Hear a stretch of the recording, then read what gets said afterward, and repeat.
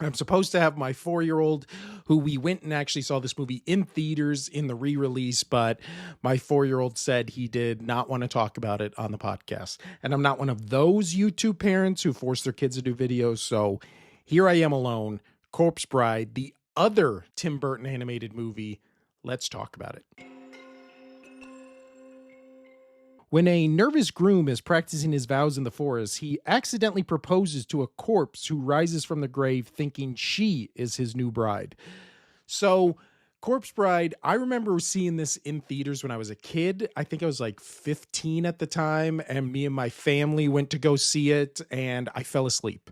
I think I fell asleep like 20 minutes into it, missed the entire movie. So I'd never seen this movie. And then when my son said he wanted to do another video on the channel talking about another movie, I looked up what other kid movies had zombies in them. This one is kind of on the fringes of if it's a zombie movie or not. I mean, she is a corpse and she does rise from the grave, but it's not really zombies as much as it is just a dead bride. But we decided on this one. We saw that it was being re-released in theaters. We went to go see it in theaters, and first time seeing it, he liked it. Obviously, he likes everything. I, on the other hand, I think this movie is as popular as it is because it's Tim Burton and because of nostalgia. Because when I was watching this movie, it's kind of just a giant nothing burger in my book. Like, I love Nightmare Before Christmas. You look at Nightmare Before Christmas, it's really inventive. The songs are really catchy. Every image of that movie, you're like, this is beautiful. And the message of it is really nice. It's just memorable characters, memorable songs, memorable environment.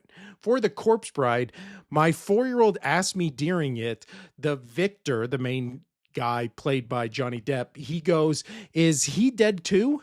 And I was like, "No, what? He's not dead. Like, he's alive. The whole point of the movie is that he's alive." And then my son goes, "Oh, well, then why does he look so weird?"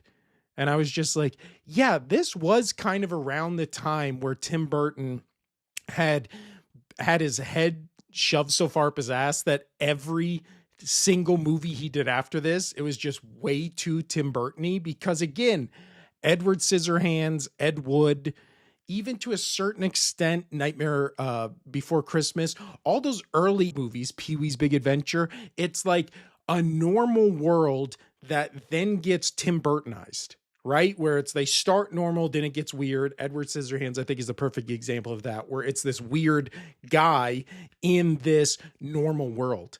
As we get further and further into Tim Burton having more control over his movies and all that kind of stuff, everything is just Tim Burton. Everything, when it's normal, it's still all Tim Burton-y. When it's weird, it's even more Tim Burton-y. And in this movie, it's all weird Tim Burton stuff, but it's like black and gray when it's in the real world. And then when it's in the dead world, it's just like kind of lightly colored. It's almost the opposite of what you would think you would do in this, like with what Coco did, where you just make normal world and then all of a sudden you go to this fantastical death world and it's just brightly colored. Everybody looks cool. There's cool designs, bright images for kids, obviously. This one, it's like the dead world is just like a bar. And when they're in the dead world, it's just like bars and alleyways and it's all really just dark. And I don't know. I just didn't think for this subject matter, which is kids movie about a guy marrying a corpse bride, you would think that when they get into the fun dead world, you would think you would just do something more with it.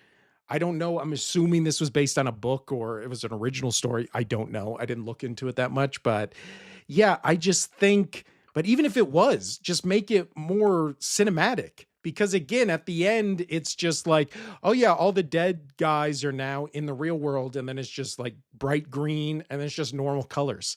I don't know. And again, the story is Victor, played by Johnny Depp, is going to marry Victoria, a bride he's, kind of doing an arranged marriage with from his family to their family. He goes into the forest to practice his vows, puts the ring after the vows is said on what looks like a tree branch, ends up being just a dead lady who was murdered in the forest. she comes back from the dead. She thinks he is now her husband. They go to the dead world, and then almost by nothing happening, all of a sudden, the guy finds out that Victoria is going to be married to somebody else because her parents really are just trying to marry somebody for money. And the whole thing is, do you marry for love or whatever? So then the Victor character is just like, oh, well, I found out she's marrying somebody else. I guess you can just kill me now and I'll just be married to you. They have one little cute scene where they play the piano together. And then he's like, hey, maybe this corpse bride, maybe she's not too bad. And then he decides in that moment, he's just willing to die to be married to her. And then the corpse bride is just like, oh no, like you shouldn't do that. And that's the end of the movie.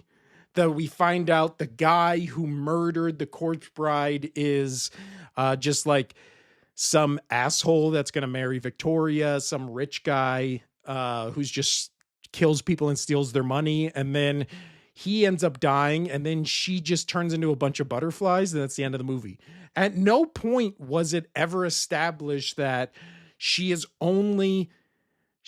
not laid to rest because she needs revenge. Like, is the movie of the message of this kid's movie is, if somebody kills you, you cannot be laid to rest until that person is then either kills themselves or is murdered, right? Because all the dead people are like, we're going to murder him. And then one of the bone skeleton guys is like, we can't murder him. We're in the real world. We play by their rules. And it's just like, okay, first, why? Everything in this movie is just said for just, they just say things. And then everybody's just like, oh, okay.